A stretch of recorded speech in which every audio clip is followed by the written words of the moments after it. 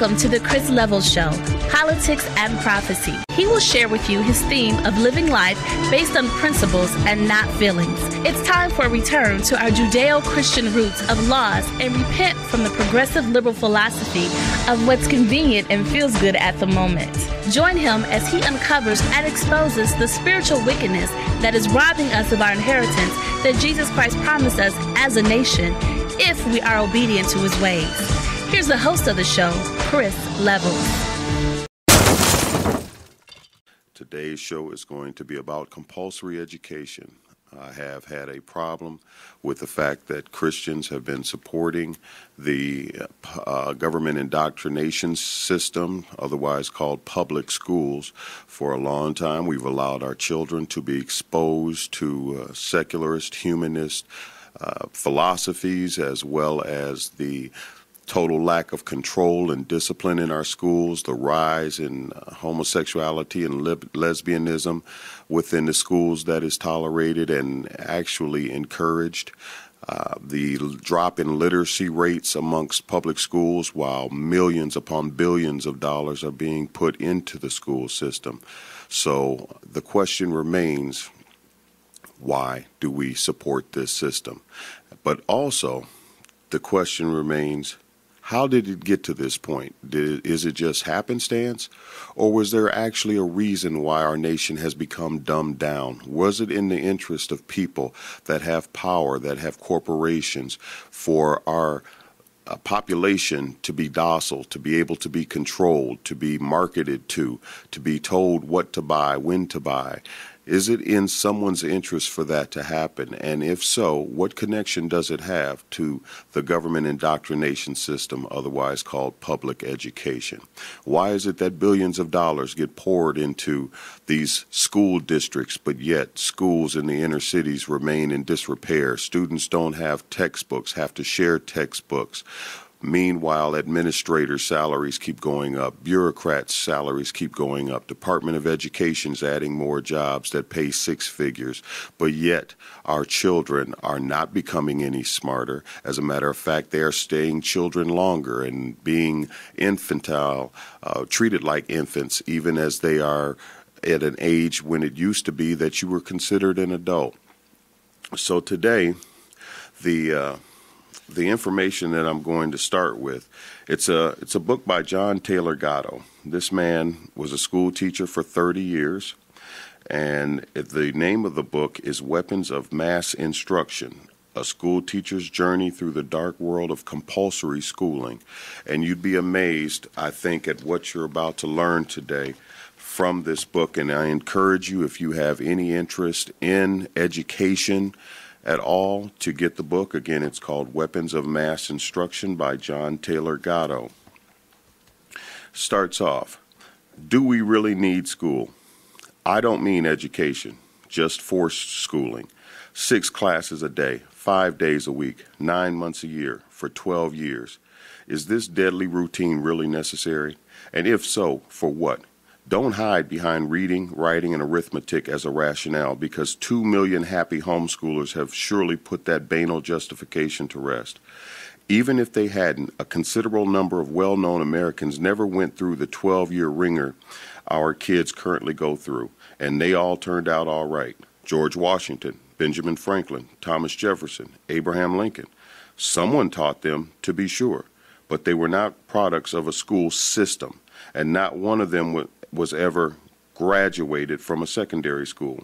Throughout most of American history, kids generally didn't go to high school, yet the unschooled rose to be admirals like Farragut, inventors like Edison, captains of industry like Carnegie and Rockefeller, writers like Melville and Twain and Conrad, and even scholars like Margaret Mead.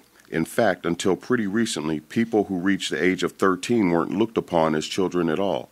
Ariel Durant, who co-wrote an enormous and very good multi-volume history of the world with her husband Will, was happily married at 15, and who could reasonably claim Ariel Durant was an uneducated person? Unschooled, perhaps, but not uneducated. We have been taught, that is, schooled, in this country to think success is synonymous with or at least dependent upon, schooling. But historically, that isn't true in either an intellectual or a financial sense, and plenty of people throughout the world today find ways to educate themselves without resorting to a system of compulsory secondary schools that all too often resemble prisons. Why, then, do Americans confuse education with just such a system? What exactly is the purpose of our public schools? Mass schooling of a compulsory nature really got its teeth into the United States between 1905 and 1915, though it was conceived of much earlier and pushed forth throughout most of the 19th century. The reason given for this enormous upheaval of family life and cultural traditions was, roughly speaking, threefold. 1, to make good people. 2, to make good citizens. 3, to make each person his or her personal best. These goals are still trotted out on a regular basis, and most of us accept them in one form or another as a decent definition of public education's mission. However, short schools actually fall in achieving them. But we are dead wrong. Compounding our error is the fact that the national literature holds numerous and surprisingly consistent statements of compulsory schooling's true purpose. We have, for example, the great H.L. Mencken, who wrote in the American Mercury for April 1924 that the aim of public education is not to fill the young of the species with knowledge and awaken their intelligence. Nothing could be further from the truth. The aim is simply to reduce as many individuals as possible to the same safe level, to breed and train a standardized citizenry, to put down dissent and originality. That is its aim in the United States, and that is its aim everywhere else. Because of Mencken's reputation as a satirist, we might be tempted to dismiss this passage as hyperbolic sarcasm. His article, however, goes on to trace the template for our own educational system back to the now vanished, though never to be forgotten, military state of Prussia. And although he was certainly aware of the irony that we had recently been at war with Germany, the heir to the Prussian thought and culture, Mencken was perfectly serious here. Our educational system really is Prussian in origin, and that really is cause for concern. The odd fact of a Prussian provenance for our school props up again and again once you know how to look at it. William James alluded to it many times at the turn of the century.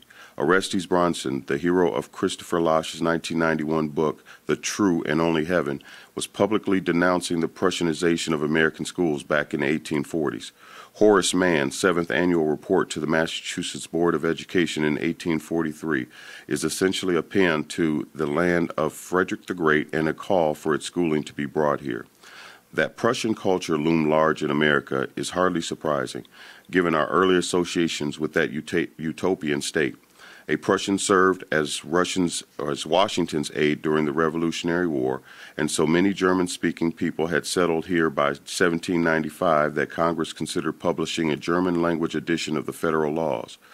But what shocks is that we should so eagerly have adopted one of the very worst aspects of Prussian culture, an educational system deliberately designed to produce mediocre intellects, to hamstring the inner life, to deny students appreciable leadership skills, and to ensure docile and incomplete citizens, all in order to render the populace manageable.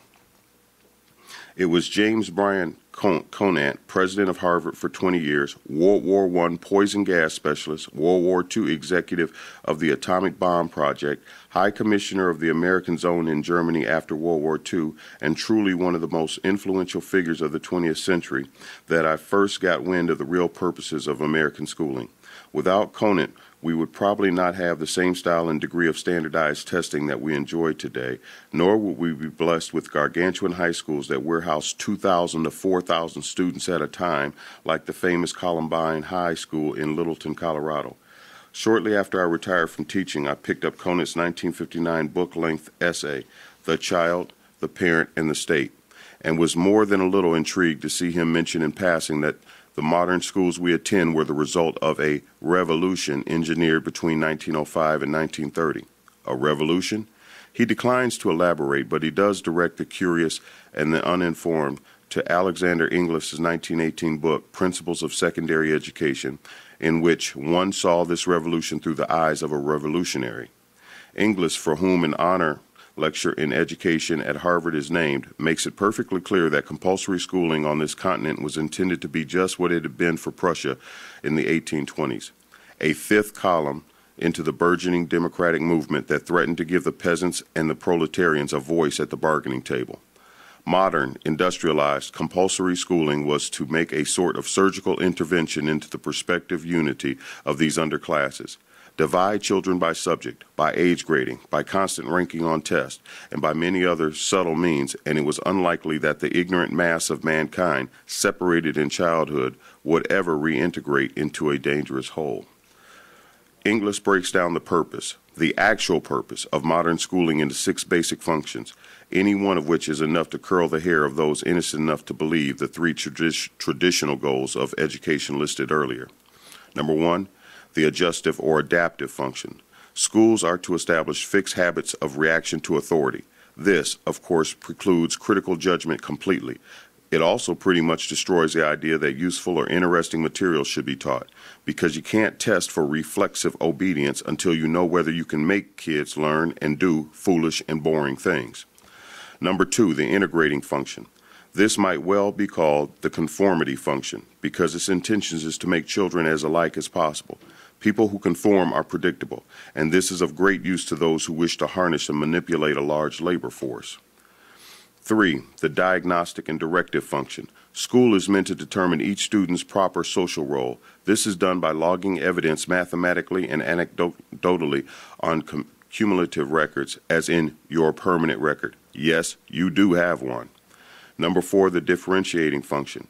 Once their social role has been diagnosed, children are to be sorted by role and trained only so far as their destination in the social machine merits, and not one step further. So much for making kids their personal best. 5, the selective function. This refers not to human choice at all, but to Darwin's theory of natural selection as applied to what he called the favored races.